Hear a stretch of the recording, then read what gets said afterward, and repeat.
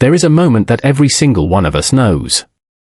Someone says something cutting, something designed to provoke you, humiliate you, or drag you into a fight you never asked for. And in that moment, you have less than 2 seconds to decide who you are. Most people fumble. They freeze. They snap back with anger. Or they walk away replaying the moment for the next 3 days wishing they had said something different. But there is another way, a quieter, sharper, more devastating way. The ancient Stoics knew it. Marcus Aurelius, the most powerful man on earth, used it on senators who tried to humiliate him. Epictetus, a man born into slavery, used it on masters who tried to break him. And by the end of this video, you will have 5 of their exact replies, weapons of calm that will let you shut down any insult, any manipulation, any disrespect, without ever raising your voice. Stay until the end because the 5th one is the one that changes everything. The one that stops people from ever trying to provoke you again. Welcome back to Wisdom of the Stoics, the place where ancient wisdom meets modern struggle. If you are new here, this channel exists for one reason, to take the hardest earned lessons from the greatest minds in human history, men who faced exile, slavery, betrayal, and death with more composure than most of us face a rude comment online, and hand those lessons to you in a form you can actually use. Not as museum pieces, not as dusty quotes on a poster, as tools, weapons, armor. If that sounds like something you need, hit subscribe because we release videos like this to help you build an unshakable mind, one lesson at a time. Now, let's talk about something that happens to every one of us more often than we like to admit. Someone insults you. Maybe it is a coworker who makes a snide comment in a meeting timed perfectly so everyone laughs and you are left red-faced with no comeback. Maybe it is a family member at dinner who brings up your failures like a party trick, watching your reaction like it is entertainment. Maybe it is a stranger online hiding behind a screen name who says something so vicious you feel your blood pressure spike before you have even finished reading it. Whatever the situation, the feeling is the same. Your chest tightens, your face gets hot, your mind goes blank, or worse, it floods with 100 angry responses at once, none of which you can say out loud without making things worse. Here is the truth nobody tells you. That reaction is not weakness, it is biology. It is thousands of years of evolution screaming at you that you are under threat and you need to fight or flee. But the Stoics discovered something extraordinary almost 2,000 years ago, something modern psychology is only now catching up to. They discovered that between the insult and your reaction there is a gap, a small space of time where you get to choose, and in that gap lies all your power. The person insulting you controls the words, they do not control your response. That is entirely, completely yours, and once you understand that, you will never lose an argument to a bully again, because the moment you stop reacting the way they expect, they lose their entire strategy. This is what we are exploring today, 5 replies drawn directly from Stoic philosophy and the recorded words and habits of men like Marcus Aurelius, Epictetus, and Seneca that will let you meet any insult with total composure. These are not comebacks in the sense of clever insults you throw back. They are something far more powerful. They are responses that reveal instantly that the person trying to provoke you has no power over you at all, and nothing unsettles a manipulator more than realizing their weapon does not work anymore. Before we get into the first reply, I want you to imagine something. Picture the most difficult person in your life right now. The one who always seems to know exactly what to say to get under your skin. Maybe it is a boss, a sibling, an ex, a friend who has turned toxic. Hold that person in your mind as we go through this list, because by the end you are going to know exactly what to say to them, and more importantly, you are going to understand why it works. Let me know in the comments who came to mind. I guarantee you are not the only one thinking of that exact person right now. Let's begin with the first reply. And it comes from the core of Stoic philosophy itself, the dichotomy of control. Reply number 1 is simple, and it is this. That is your opinion and you are entitled to it. At first glance, this sounds almost too plain to be powerful, but sit with it for a moment. When someone insults you, what they are really doing is offering you their opinion dressed up as a fact, delivered with enough force that you are supposed to feel obligated to defend yourself against it. The moment you defend yourself, you have accepted their premise. You have stepped onto their battlefield fighting by their rules, trying to prove a point to someone who was never interested in truth in the first place. They wanted a reaction. They wanted to see you scramble. Epictetus, the philosopher who spent the early part of his life enslaved, taught something radical for his time and for ours. He said that what troubles people is not events themselves but the judgments we make about them. An insult is just noise, just air moving past your ears until you attach meaning to it. The words "you are lazy" or "you will never succeed" or "nobody actually likes you" have no power on their own. They only gain power the instant you decide they are true or the instant you decide you must prove them false. Epictetus lived this philosophy under conditions most of us can barely imagine. He was beaten, he was disrespected, he was treated as property, not a person. And yet he emerged with a mind so disciplined that Roman emperors later studied his teachings. If a man in chains could refuse to let words control his inner peace, what excuse do the rest of us have when a coworker makes a snide remark in a meeting? Think about what happens when you say, calmly, without sarcasm, without an edge in your voice, "That is your opinion, and you are entitled to it." You have done several things at once. You have acknowledged the person who spoke. You have not validated the content of what they said. You have not gotten defensive, which denies them the emotional reaction they were fishing for. And most importantly, you have placed the opinion exactly where it belongs, inside their head, as their judgment, not as an objective truth about you. There is nothing to argue with here, because you never claimed they were wrong to think it. You simply refuse to accept it as your problem. Imagine the scene. You are in a work meeting, and a colleague who has always tried to make you look bad in front of your boss says, with a smirk, "I don't think you're really cut out for this kind of responsibility." The old you might have gotten flustered, listed off your accomplishments in a panic, or shot back something sharp that makes you look defensive and emotional in front of everyone. The Stoic you, the one being built right now as you watch this video, simply looks at them, pauses for one full second, and says, "That's your opinion. You're entitled to it." Then you move on with your work. Watch what happens to the room. Watch what happens to their face. They came prepared for a fight and you handed them silence instead. There is nothing more disarming than silence delivered with total confidence. This is the discipline of assent that Epictetus taught, one of the 4 disciplines within Stoic practice. It means you do not automatically agree with every impression that enters your mind. When someone says something about you, that statement is just an impression, a piece of raw data entering your senses. You get to choose whether to assent to it, whether to accept it as true and let it shape your emotional state, or whether to observe it, note that it belongs to someone else's perception, and let it pass through you like wind through an open window. The insult only sticks if you grab onto it. Most people grab onto every single insult thrown their way, turning themselves into an emotional dartboard for anyone who wants to take a shot. The Stoic understands they can simply step aside. I want you to try this the next time someone criticizes you unfairly. Do not argue. Do not defend.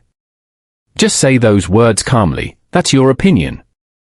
And you're entitled to it." Then notice in your own body how much lighter you feel compared to the times you got dragged into a shouting match defending your character to someone who was never going to be convinced anyway. If this idea is landing with you, drop a comment below with the word control, because that one word captures the entire secret behind everything we are talking about today. Your reaction is the one thing in this entire interaction that belongs completely to you. Now, let's move to the second reply, and this one comes from Marcus Aurelius himself, a man who dealt with more attempted humiliation than almost anyone in recorded history because he was the most powerful person alive. And everyone around him had a reason to flatter him, manipulate him, or undermine him. Reply number 2 is this. Thank you for showing me who you are. This one carries a slightly different energy than the first. Where the first reply refuses to accept an insult as truth, this second reply flips the entire interaction on its head. Instead of treating the insult as information about you, it treats it as information about the person delivering it. Because here is something the Stoics understood centuries before modern psychology gave it fancy names. Cruelty reveals the cruel. Manipulation reveals the manipulator. When someone goes out of their way to hurt you, humiliate you in public, or twist a conversation just to make you feel small, they are not describing you. They are describing themselves. They are showing you in real time exactly what kind of character they carry, what kind of pain or insecurity is driving them, and exactly how much distance you should keep from them in the future. Marcus Aurelius wrote his private journal, what we now call Meditations, not for an audience, not for fame, but as a series of reminders to himself, written mostly during military campaigns on the frontier, far from the comforts of Rome. In it, he repeatedly reminds himself that when people act with malice, it is often because they do not know any better, that they are acting according to what seems good to them, twisted as their perception may be. He was not saying this to excuse bad behavior. He was saying it because understanding why someone behaves badly strips the behavior of its emotional power over you. If you can see clearly that someone's cruelty comes from their own suffering, their own limited understanding, their own fear, you stop taking it personally. And instead, you start seeing it as data, useful, clarifying data about who this person actually is. Picture this scenario. You are at a family gathering and a relative who has never supported your choices decides to bring up an old failure of yours at the dinner table loud enough for everyone to hear, clearly hoping to embarrass you in front of people you care about. The instinctive reaction is to feel your stomach drop, to feel shame flush through your chest, maybe to snap back with something equally cutting about their own life. But instead, imagine looking at them calmly, letting a beat of silence pass, and saying simply, "Thank you for showing me who you are." Then you turn back to your plate or back to the conversation completely unbothered. You have not raised your voice. You have not embarrassed yourself. But you have said something that will replay in their mind long after the dinner ends. Because you did not defend yourself, you diagnosed them. This reply works because it does something insults are never prepared for. It removes your ego from the equation entirely. You are not fighting to protect your reputation. You have accepted internally that this person's opinion of you does not determine your worth. Instead, you are simply observing them with the same calm curiosity a scientist observes a specimen. And there is nothing more powerful than someone who refuses to be wounded by an attack. It confuses the attacker. It makes them feel, for the first time, exposed because you have turned their weapon into a mirror. There is a story often told about Marcus Aurelius describing how he tolerated the constant flattery, gossip, and backstabbing that surrounded the imperial court. A world where senators smiled to his face and plotted against him the moment he turned around. Rather than exhausting himself trying to punish every slight or outsmart every schemer, he trained himself to observe people's true nature and adjust his trust accordingly without wasting emotional energy trying to change people who had shown him exactly who they were. This is the heart of "thank you for showing me who you are." It is not sarcasm. It is not a jab disguised as politeness. It is a genuine acknowledgement that someone just gave you valuable information. Information that tells you how much space to give them in your life going forward. If you have ever stayed too long in a relationship, a friendship, or a job, ignoring repeated signs of someone's true character because you kept giving them the benefit of the doubt, this reply is for you. It trains you to actually listen to what people reveal about themselves through their actions, rather than getting stuck defending yourself against the content of what they say. Let me ask you honestly in the comments, is there someone in your life right now who has shown you exactly who they are, but you have been ignoring it? You do not have to name them. Just type yes if that question hit home. Because I promise you are not alone in this. Let's move to the third reply now. And this one might be the hardest to actually use in the moment because it requires something most people are terrified of: silence. Reply number 3 is not really words at all. It is this. Pause, breathe, and say nothing. I know this sounds like it contradicts the entire premise of a video about replies, but stay with me because this is one of the most devastatingly effective tools in the entire Stoic arsenal, and it is something Marcus Aurelius, Seneca, and Epictetus all pointed toward in different ways. Silence used deliberately is not weakness. It is one of the loudest statements you can make. Seneca, in his letters to his friend Lucilius, wrote extensively about anger, calling it a temporary madness, a state where the mind loses its grip on reason entirely. He argued that the very first and most important step in dealing with provocation is delay. Do not respond immediately. Let the initial surge of emotion pass through you like a wave, because a wave, given time, always recedes. If you speak while the wave is at its peak, you will say something you regret, something driven by the reptilian, reactive part of your brain, rather than the wise, deliberate part of your mind that the Stoics spent their entire lives cultivating. Here is what most people do not understand about silence in an argument. Human beings are deeply uncomfortable with it.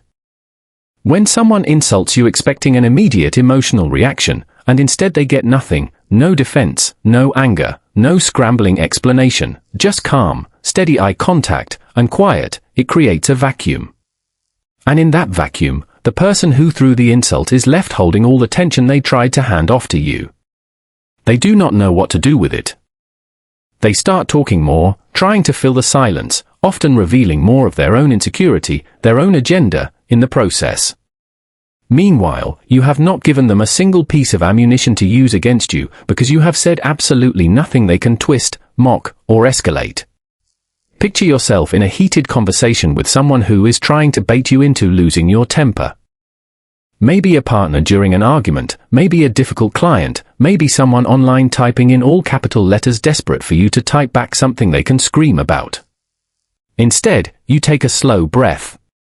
You let 2, 3, 5 seconds of silence pass, longer than feels comfortable, and you simply do not respond right away. When you do speak, your voice is even, unhurried, completely undisturbed.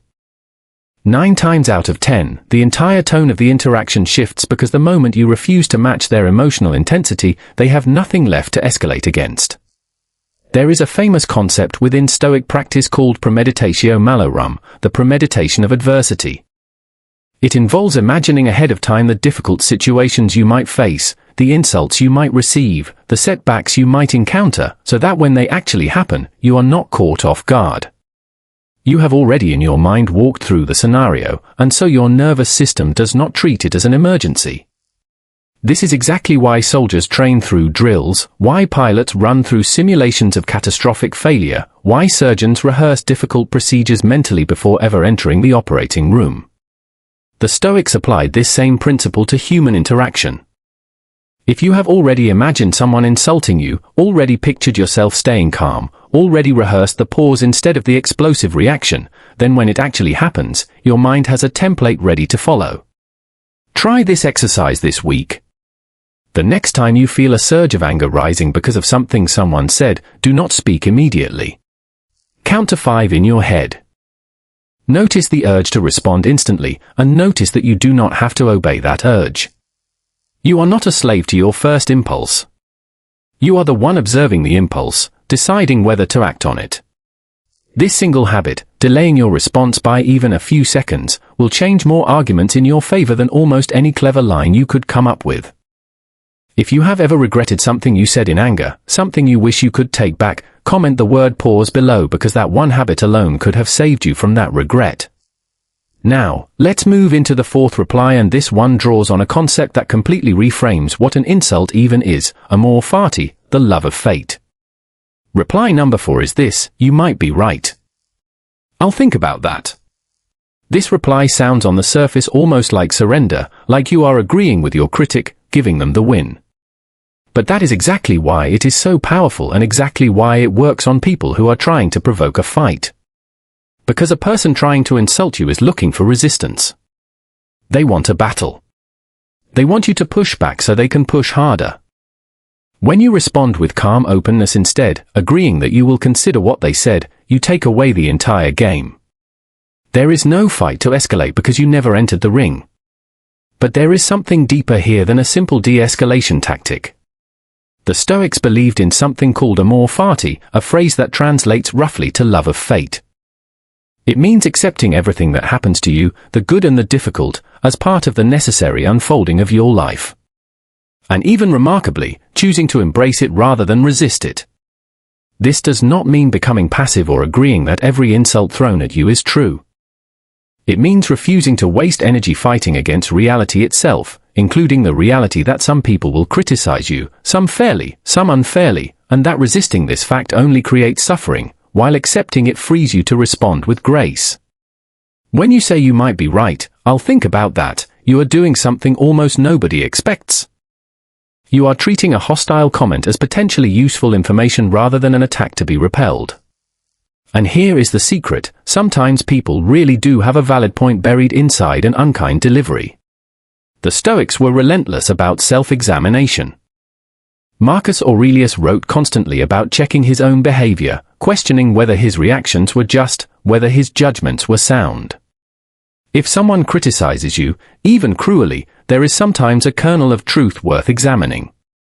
Not because they were right to be cruel about it, but because growth often comes from uncomfortable feedback, and a wise person does not discard truth just because it arrived wrapped in an insult. At the same time, this reply protects you even when the criticism is completely baseless, completely malicious, with zero truth to it at all. Because saying, "I'll think about that," does not mean you are actually going to agonize over it.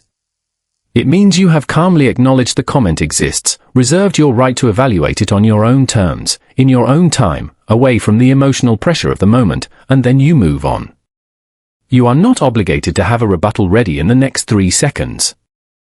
You are not obligated to win the exchange in real time. Wisdom takes time. Reactions do not require haste. Imagine a scenario where a friend, maybe during an argument, says something sharp like, "You always do this. You never think about anyone but yourself." Instead of immediately defending every decision you have made for the last 5 years, imagine pausing and saying evenly, "You might be right. Let me think about that."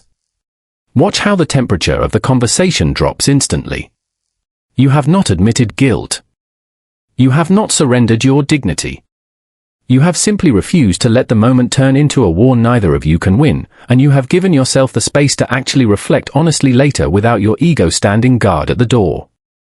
This is one of the hardest replies to master because our instinct when criticized is to defend ourselves immediately as if any pause in defense is an admission of total defeat. But the Stoics understood that true strength is not the ability to win every argument in the moment. True strength is the ability to remain undisturbed, regardless of the outcome of the argument, to hold your center even while considering the possibility that you might need to change.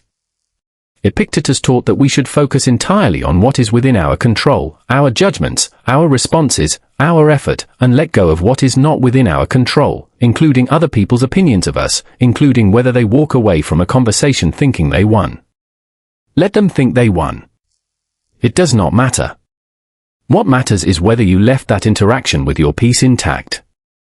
If you have ever found yourself in a shouting match over something that, days later, did not even matter, you already know the cost of fighting every battle someone hands you. Comment the words for more farty below if you are ready to start choosing your battles differently, because typing it out is a small but real commitment to remembering this the next time you need it. Now, we arrive at the 5th reply, the one I promised you at the very beginning of this video, the one that does not just end an argument, but stops people from ever trying to provoke you again. Reply number 5 is this: I don't need to win this. I just need to be at peace. This is not something you necessarily say out loud every time, although you certainly can. This is something you say to yourself in your own mind as a foundation beneath everything else we have discussed today. And when you do choose to say it out loud, in the right moment to the right person, it lands with a weight that nothing else quite matches because it reveals the deepest truth about your entire approach to conflict. You are simply not playing the same game anymore. Here is what most people misunderstand about arguments, insults, and provocation.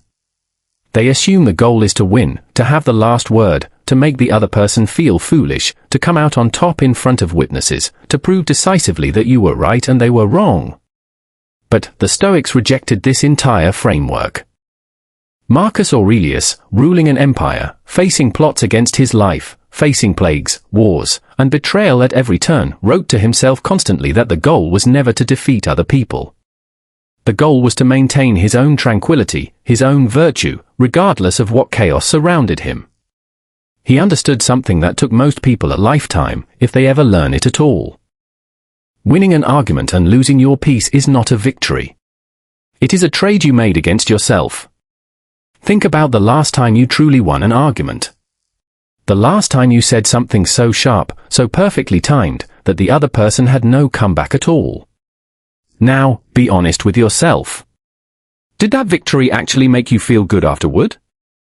Or did it leave a strange hollow feeling in your chest? A sense that you had gotten what you wanted, but somehow felt worse for it. This is the trap that traps almost everyone. We chase the feeling of winning without realizing that the process of fighting for that win, the anger, the tension, the need to be right, costs us something far more valuable than the argument itself. It costs us our calm, and calm, once broken, takes far longer to rebuild than any argument takes to have. When you internalize this fifth reply, something remarkable happens to the way people treat you. Bullies, manipulators, difficult family members, toxic co-workers, all of them are looking for the same thing, a reaction. They want to see that their words land, that their provocation works, that they have power over your emotional state. The moment they realize, again and again over time, that nothing they say actually disturbs your peace, that you simply do not need to win, that you are not fighting for their approval or trying to prove them wrong, they lose interest. Not because you have beaten them, but because there is nothing left to fight. You have removed the entire battlefield. Provoking someone who refuses to be provoked is like throwing a punch into open air. Eventually, you stop throwing punches at all, because it costs you energy for absolutely no return. This is what Epictetus meant when he spoke about focusing only on what is within our control. Your peace is within your control. Their behavior is not. The moment you stop needing to control their behavior, stop needing them to admit fault, stop needing the last word, you become, in a very real sense, unshakable. Not because nothing bad ever happens to you, but because you have separated your inner state from external events completely. This is the entire foundation of Stoic philosophy, built over centuries, refined by emperors and slaves alike. And it comes down to this one sentence you can carry with you into any conflict. I don't need to win this. I just need to be at peace. I want you to imagine for a moment what your life would look like 6 months from now if you fully adopted this mindset. Imagine walking into every difficult conversation, every family gathering, every tense meeting, every online argument already knowing that your peace is not up for negotiation.